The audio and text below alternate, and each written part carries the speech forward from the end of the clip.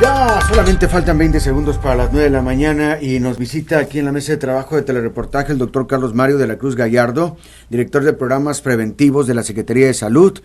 Vamos a hablar sobre un tema que creo es muy importante, hay que conocerlo, hay que saber cómo prevenirlo y saber qué hacer también si esto se llegara a presentar. Así que es de gran importancia y por ello hemos invitado al doctor Carlos Mario de la Cruz. Buenos días, bienvenido. Muy buenos días. Pues, ¿qué nos puede contar del Zika? Ya es una realidad esta enfermedad, ya es algo que está aquí y es algo que pues se va a quedar un buen rato y hay que saber cómo convivir con el Zika. Así es, fíjese que esta es una enfermedad viral. Así como el dengue, muy parecida, es de la misma familia de los virus del dengue. ¿Y el chikungunya? Así es, dengue, chikungunya y ahora Zika. Estos virus viven en la selva y generalmente se han descubierto o han empezado los primeros casos por convivencia que tenemos con los animales en la naturaleza. Los virus afectan a los animales. Entonces, no hay una mutación, no hay nada. Por supuesto que hay mutación. Sí. Todos estos virus, su hábitat normal es la selva. Y nosotros interactuamos, entramos a la parte selvática y ahí es donde, en lugar de que estén solo en animales, mutan y entonces pueden enfermar a los humanos. Estas 3 enfermedades, su origen fue en África y de ahí no salía, pero dadas las movilizaciones que ocurren, migraciones, se han ido dispersando poco a poco. Han afectado mucho a la parte del sudeste asiático y el dengue de ahí nos vino. Llegó a América por esa parte. El chikungunya de la misma manera llegó para acá en América, cosas que nosotros no conocíamos y todos somos sensibles a poder presentar y sufrir esa enfermedad porque nuestros organismos no tienen defensa contra esas enfermedades. Pero cada vez es una enfermedad un poquito más complicada. El dengue era complicado, luego vino el dengue hemorrágico, luego el chikungunya, ahora el Zika que, puede ser peor. Puede ser peor y es lo que preocupa, nos tiene muy preocupados a todos y se lanzó una alerta nacional. Su introducción ya es inminente. Desde el año pasado empezamos a tener los primeros casos, pero eran personas que viajaban a los lugares donde estaba la enfermedad, en Brasil, en Colombia, en Venezuela, y regresaban ya enfermos. Pero ya desde este año se han descubierto los primeros casos que ya son autóctonos. Es decir, ya los mosquitos picaron a esas personas, se infectaron los mosquitos y ya están transmitiendo la enfermedad en este país. ¿En qué estados hemos tenido? Los primeros casos como chikungunya entraron por Chiapas, porque su movilidad poblacional es muy constante. Sí, la migración. No solo la migración, es la movilidad comercial que existe entre los dos países y entonces estábamos interactuando constantemente. Chikungunya afectó a Tapachula, Chiapas, por ahí entró, y Zika también entró por Tapachula, Chiapas, por ahí tuvimos los primeros casos. Y va avanzando conforme nosotros nos movemos. Ya ahorita, después de Chiapas, empezó también el estado de Oaxaca. Y ya tenemos en Yucatán, y ya tenemos los primeros casos en Veracruz. Entonces, ¿quiénes faltamos del sureste? Pues Tabasco, Campeche y Quintana Roo. ¿No hemos tenido ningún caso en Tabasco? Hasta ahorita todavía no, pero seguramente se van a presentar. ¿Por qué? Porque todos somos sensibles de contraer la enfermedad, porque no tenemos protección y además no existe ninguna vacuna para proteger. Esta enfermedad puede afectar en una forma muy particular a las mujeres embarazadas y por supuesto a su producto. Sí, nos afecta a todos podemos enfermar. Sí, claro. Algunas personas, como el dengue, tienen una complicación que son las hemorragias. El chikungunya, su principal consecuencia es la persistencia de los dolores articulares que pueden durar varios meses. En el caso de esta nueva enfermedad, lo que se ha encontrado y se ha visto, aunque no se ha comprobado científicamente, pero sí empíricamente por el número de casos. ¿Qué es lo que sucede? Las mujeres embarazadas pueden desarrollar que su producto, al nacer nos demos cuenta que su cráneo no fue del tamaño adecuado.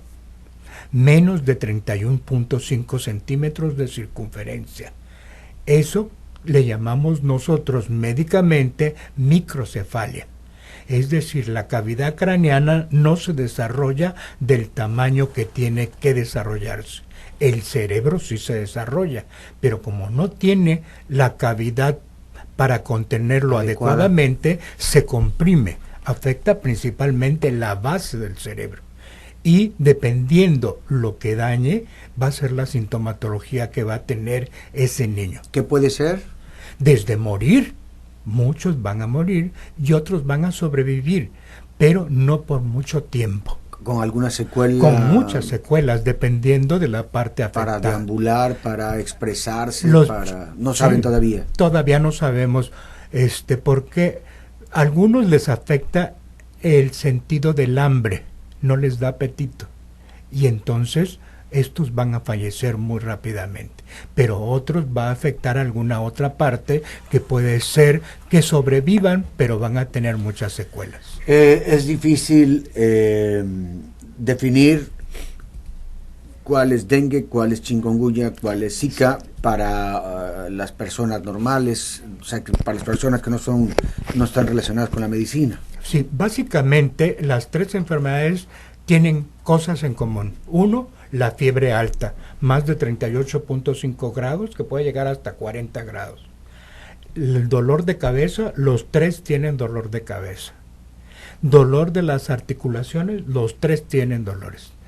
Lo que hace diferente son las complicaciones. En el caso del dengue, pueden desarrollar hemorragias, y eso sería lo peligroso. En el caso del chikungunya, la persistencia del dolor articular, una artritis que les va a durar por muchos meses y que a veces es discapacitante, pero además es cíclica. Parece que ya va sanando y vuelve otra vez el dolor.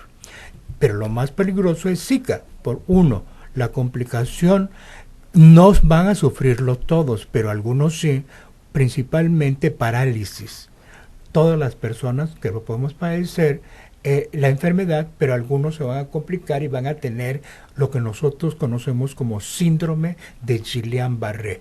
Es una parálisis flácida, como muy característico que lo veíamos con las personas que sufrían poliomielitis aguda hace muchos años y que gracias a la vacuna se ha disminuido. Pero esta parálisis no va a ser fija, sino que se va a ir recuperando. Algunos van a necesitar fisioterapia. Lo peor problema está en las embarazadas, que se está notando, por ejemplo, en el sudeste asiático, los casos no eran muy notables, pero tampoco las estadísticas. Pero cuando entra en Brasil, el problema de la microcefalia era muy bajo y muy mantenido, muy pocos casos, 25, 30 por año. En 2015 se disparó a 3,000 casos. Y esto es preocupante.